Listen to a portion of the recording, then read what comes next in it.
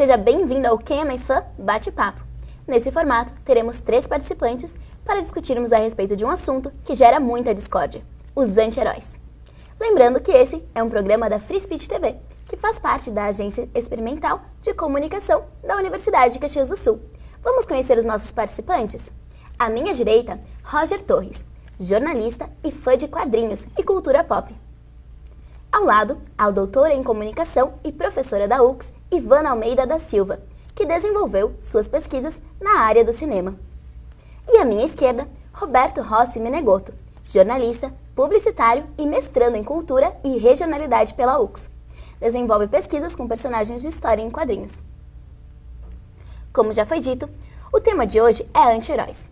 Nem totalmente bons, nem totalmente maus, eles são considerados o lado cinza da força. Os anti-heróis estão presentes na literatura, nos filmes e também nas séries. Agora, vamos exibir um vídeo que fala um pouco mais sobre o tema.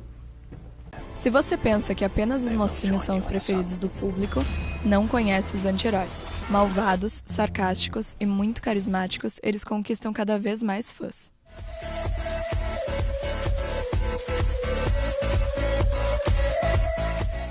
Nomes como Deadpool, Walter White, Vegeta e Esquadrão Suicida estão na lista de personagens que encontram justificativas para suas ações moralmente questionáveis.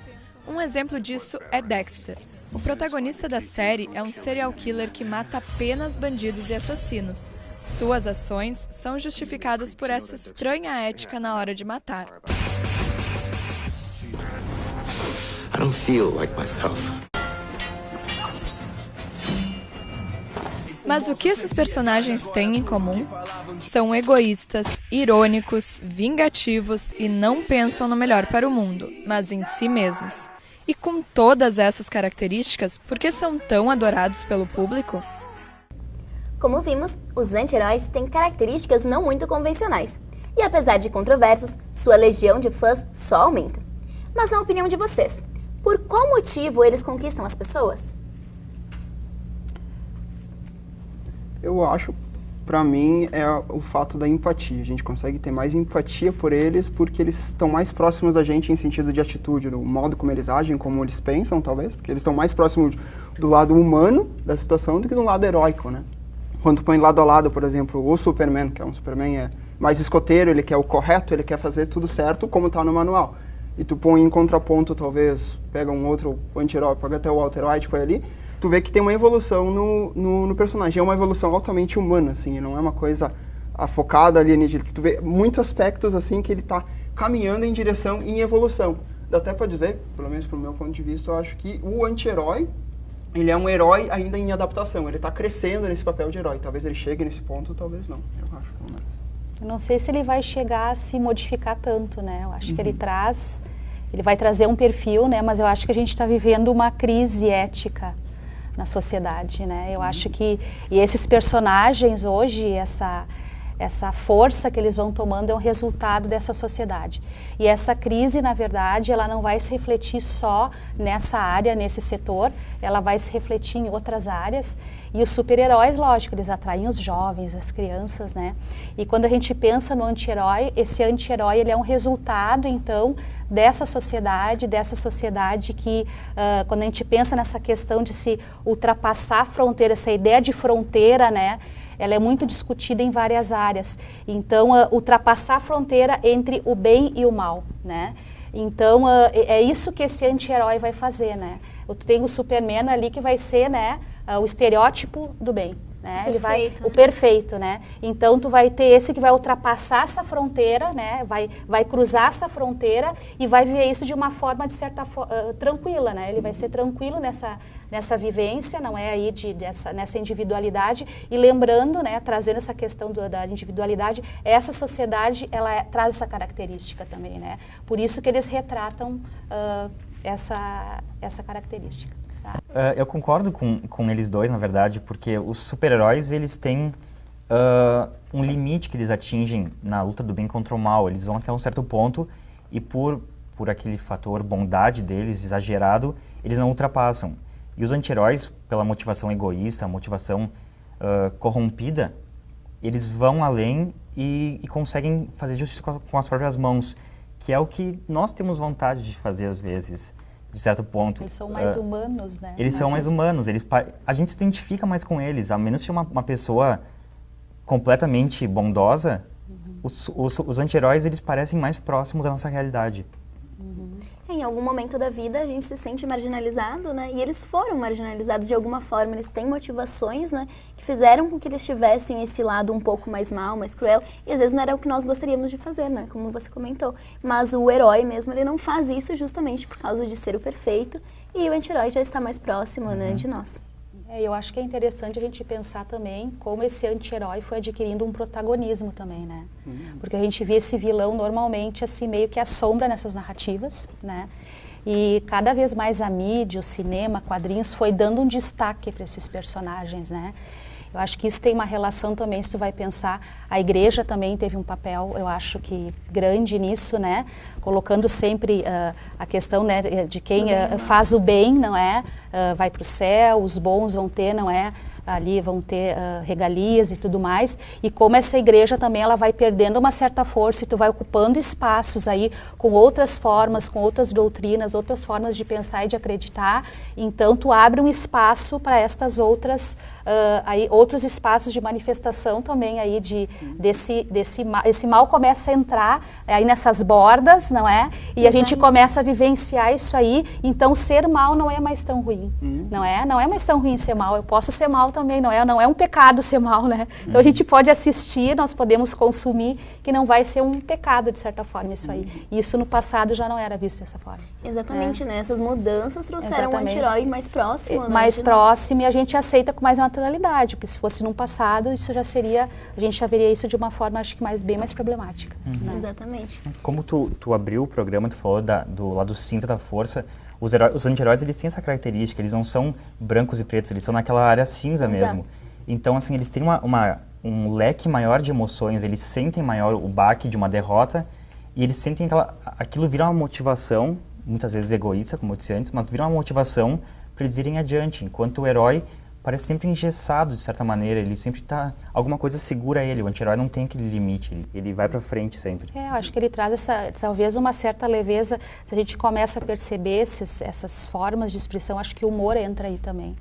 Eles têm toques de humor, né? Sarcasmo. O sarcasmo, e isso traz uma leveza que o outro não vai ter, o outro é muito certinho, o outro é muito mais duro, muito mais chato, né? Às vezes. Exato. Né? Então aquele ali vai trazer uma certa leveza que esses outros não vão trazer. Um dos aspectos que mais chama atenção no anti-herói, assim, no estereótipo, no arquétipo em si, é esse fato justamente dele ser imprevisível, né? Tu sempre fica olhando e esperando o que ele vai fazer. O herói, tu espera que ele reaja conforme a moral, conforme o roteiro que tá ali. Agora, tem sempre essa expectativa do que vai acontecer. O que vai acontecer. O que esse cretino vai aprontar agora? Ele vai ser posto à prova e o que ele faz, né? Será que ele vai ser bom? Será que ele vai agir de forma ruim, né? Sim. Bom, então agora que nós já sabemos o que cada um pensa a respeito do tema, nós vamos ouvir a opinião de algumas pessoas para saber se é possível ver o lado bom do anti-herói. Eles geralmente só atrapalham o herói. Tipo, posso explicar, eles não buscam a maldade em si, só atrapalhar o herói mesmo. Eu acho que todo mundo tem um lado bom e um lado ruim. E o vilão, por mais que ele seja o vilão da história, ele teve algum motivo, alguma coisa que fez ele chegar a se tornar um vilão, né? Então, eu acredito que sim, todo vilão tem um lado bom e um lado ruim. Todo vilão tem alguém que ama, alguém que gosta, que quer perto.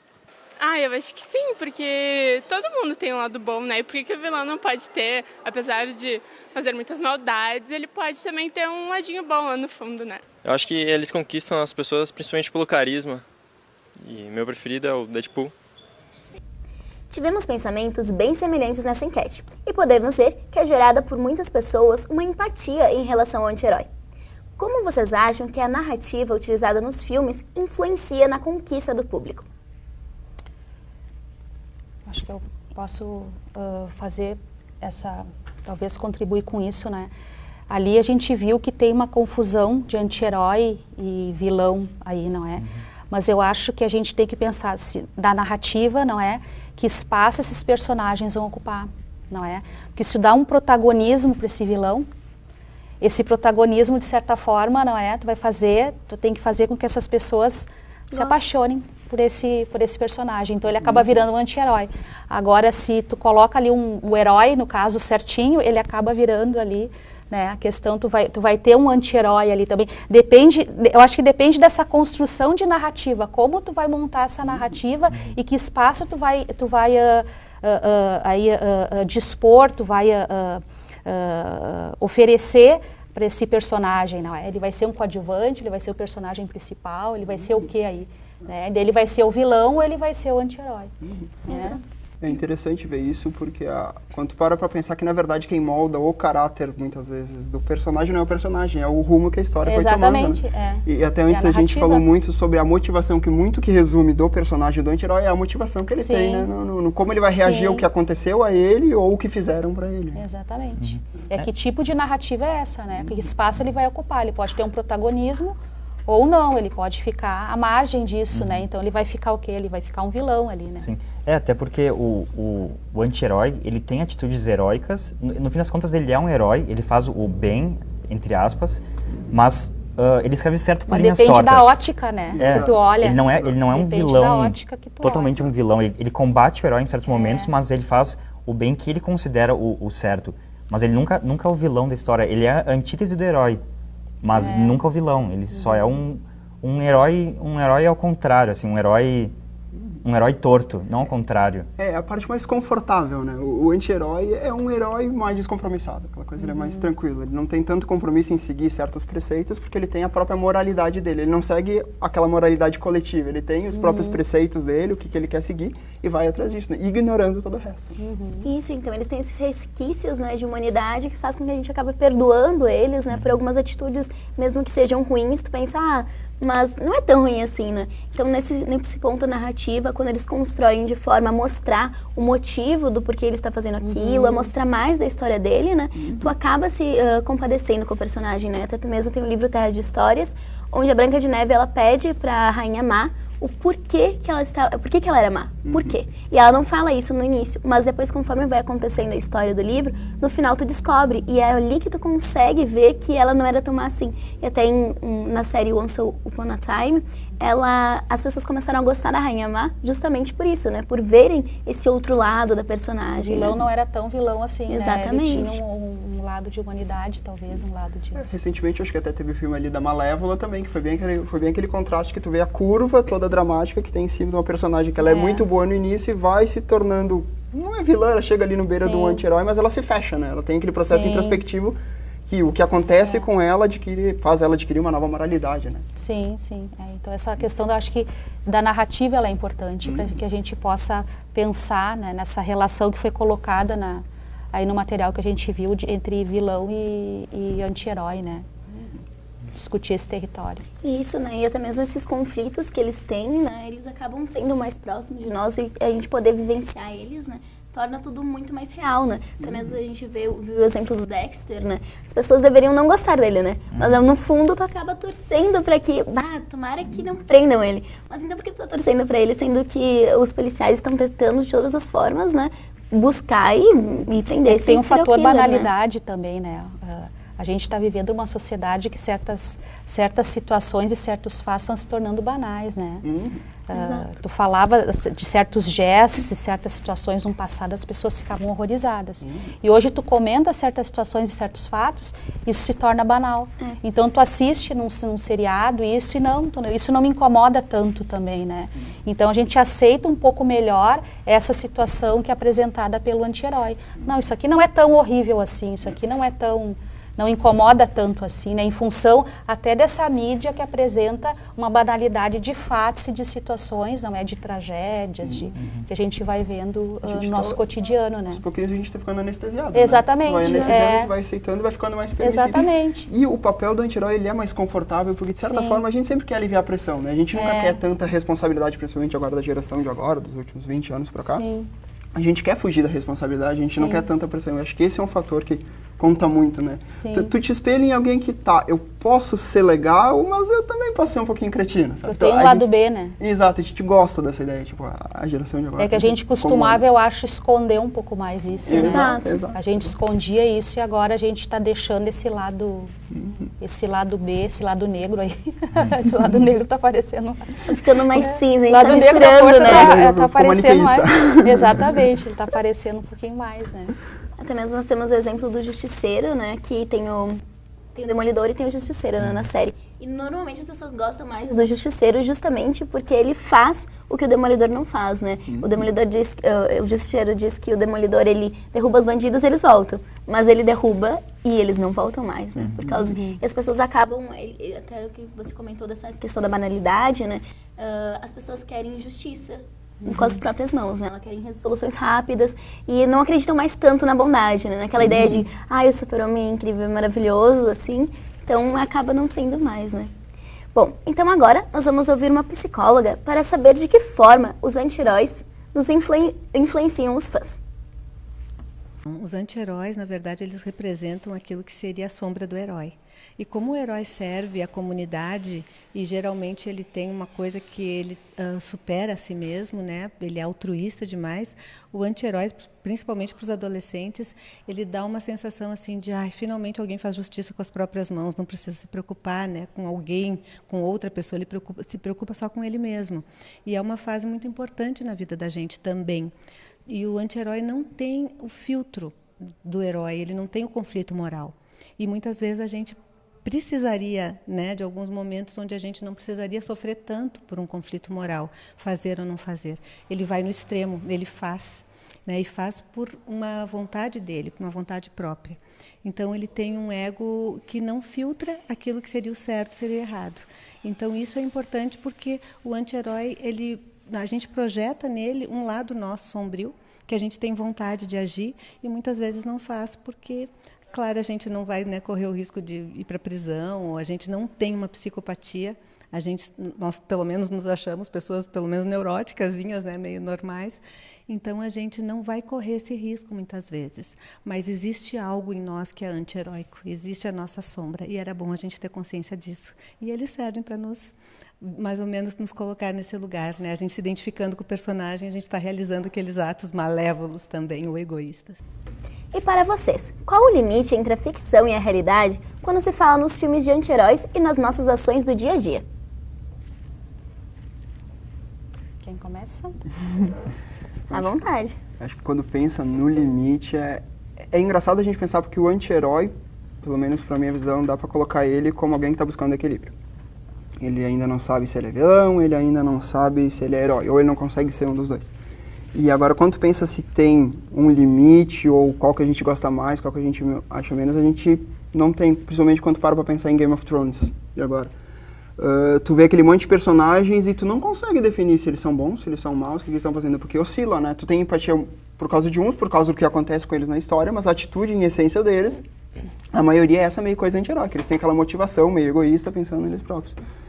O limite, ele é bem engraçado tu tentar delimitar, porque eu não consigo enxergar, assim, o limite do anti-herói, porque justamente a gênese do anti-herói é ele não ter limite, né? Tipo, aquela coisa, ele faz o que ele quer, desconsiderando os limites, ele tem a moralidade dele interna. Né? Essa questão de ficção e realidade, na verdade, tu vai criando esses mundos imaginários aí, e que eu acho que esses mundos, a ética que tu vai aplicar aí não vai ser a ética que tu vai aplicar no teu dia a dia, né? Então, ali eles podem tudo, né? Eles vão podendo tudo, eles vão fazendo, eles vão ultrapassando aí barreiras, fronteiras, matando, não é? E no nosso cotidiano a gente não faria aquilo, não é? Que eles estão fazendo ali. Então, eu acho que aí existe uma fronteira bem delimitada aí. E lógico, nós vamos ter aí patologias de pessoas que vão estar assistindo aquilo e não vão conseguir separar a realidade e ficção. Não é? Mas é um mundo que vai ditar suas regras, vai ter regras aí bem marcadas, bem delimitadas, não é? E vai ter uma ética muito específica, eu acho, aí, quando a gente pensa nesses anti-heróis, né? Nós vemos que as pessoas estão se tornando mais liberais, né, no quesito agora com a internet, né, de elas poderem se esconder por trás dos perfis, né? Sim. Então ali elas acabam às vezes ofendendo outras pessoas, né? Porque em algum momento elas já foram ofendidas por outras e elas acabam descontando em outros, né? E elas, por causa do anti-heroísmo, às vezes, por causa dessa questão da banalidade das coisas, elas não veem maldade naquilo, sabe? Elas não conseguem ver a maldade, né? Eu acho que assim, apesar de tudo, no nosso mundo, o mundo real, incluindo o virtual, ainda tem certos limites, certas coisas que te impedem de ir além. Mas no caso de um anti-herói, de uma ficção, tem muito aquela projeção ou uma fuga da realidade. Eu fujo da realidade que eu vivo, que eu sou impedido de fazer certas coisas e projeto uma imagem no anti-herói onde ele pode ir além e quebrar essas regras que já são bem estabelecidas na ficção, mas ainda assim ele consegue ir além delas. E nós não, nós aqui supostamente temos punições, a gente tem um limite que pode atingir. Eu acho que tu quer colocar que esse mundo, talvez, que tivesse na internet seria de ficção, ou de... Eu acho que tem uma questão aí que a gente tem que colocar também, quando tu tá na internet, as pessoas vão usar, e que esses anti-heróis às vezes usam, que são as máscaras, né? Tu vai ter máscaras, e essas máscaras não vão ser só tu pensar... Tu vai estar usando ali uma carinha, uma coisinha ali, né? As próprias fotografias que nós estamos colocando ali, as produções, as imagens muito produzidas, elas vão ser máscaras. Esses heróis vão usar suas máscaras também, né? E nós usamos máscaras. Muitas vezes tu olha a fotografia de uma pessoa na internet, tu vai olhar ao vivo, tu não reconhece, a pessoa vai chegando, tu não... Tu vem ali, né? Vamos supor, vai dar uma palestra X, tu olha a foto, é uma coisa, a pessoa chega, ela é uma outra pessoa. São as máscaras que nós vamos usando, não é?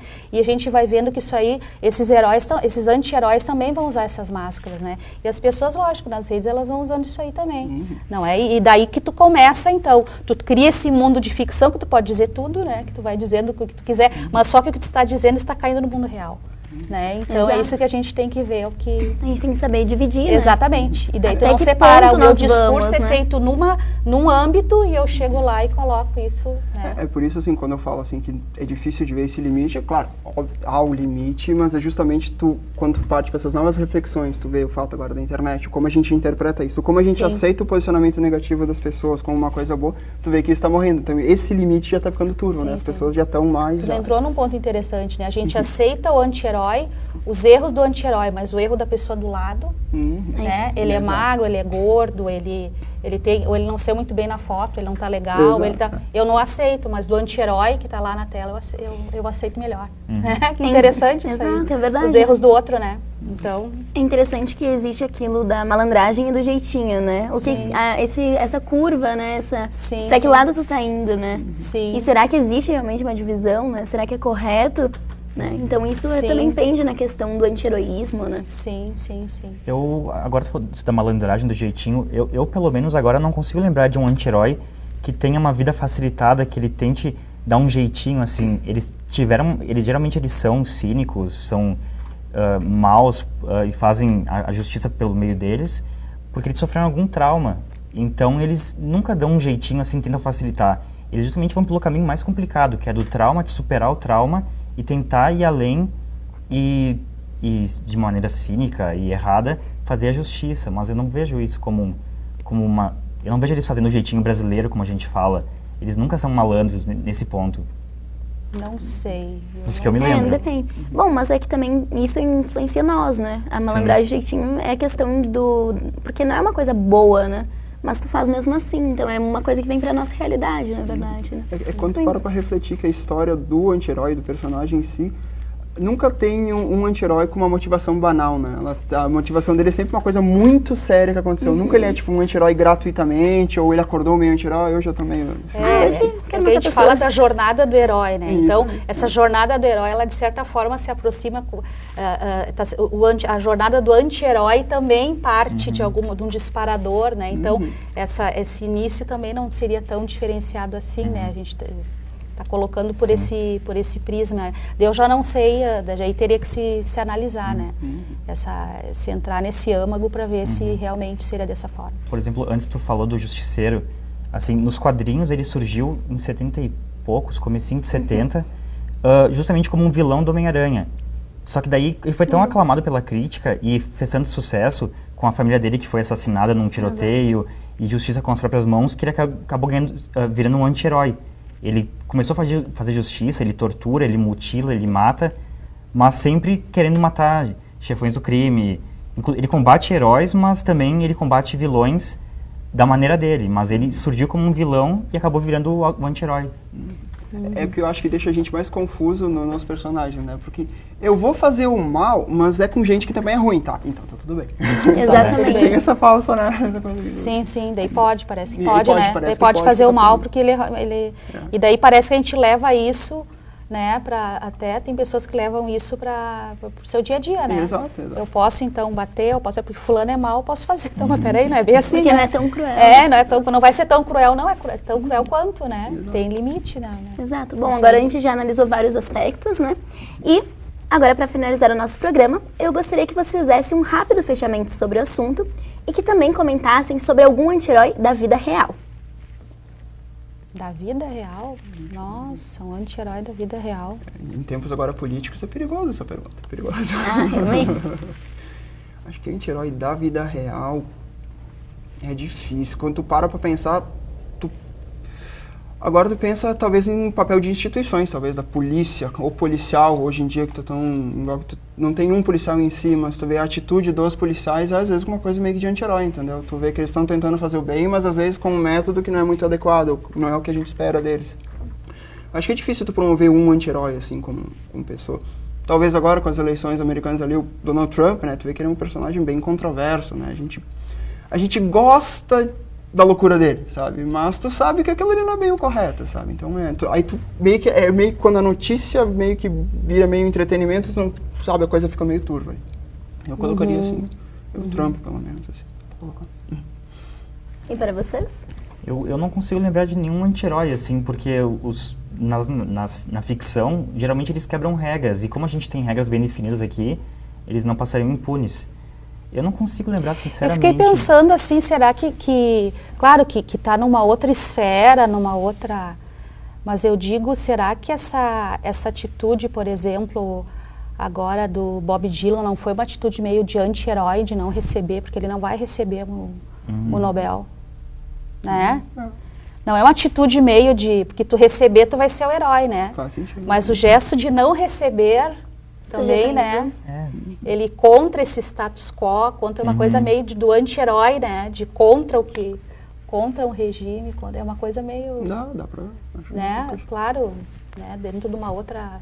Acho que, né? Na vida real, o anti-heroísmo se manifesta de formas diferentes, né? Sim. Naquela questão numa de outra... buscar as coisas de formas egoístas, né? Passar por cima de outras pessoas, né? Mas é porque tu tá fazendo certo pra ti, né? Sim, então, pensar, ele pensou...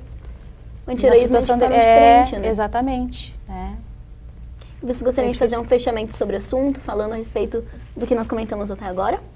Eu acho que a discussão é bem grande, assim, não dá pra gente resumir tudo em 30 minutos, mas acho que deu pra gente explanar bem que tem que ter cautela, tem que ter cuidado. O assunto é legal, é interessante, é legal a gente ver o House maltratando as pessoas e sendo muito inteligente, mas ao mesmo tempo ele é um viciado em drogas, ele tem um comportamento às vezes psicopata, então é necessário a gente ter bem claro essa visão pra gente que assim, ó, a moralidade do anti-herói não necessariamente tem que ser a nossa moralidade, a gente tem que ter a nossa e, né, primar ali pra buscar pra ser um herói, por que não? Porque o personagem do herói parece que ficou meio, não, herói agora é qualquer coisa, né?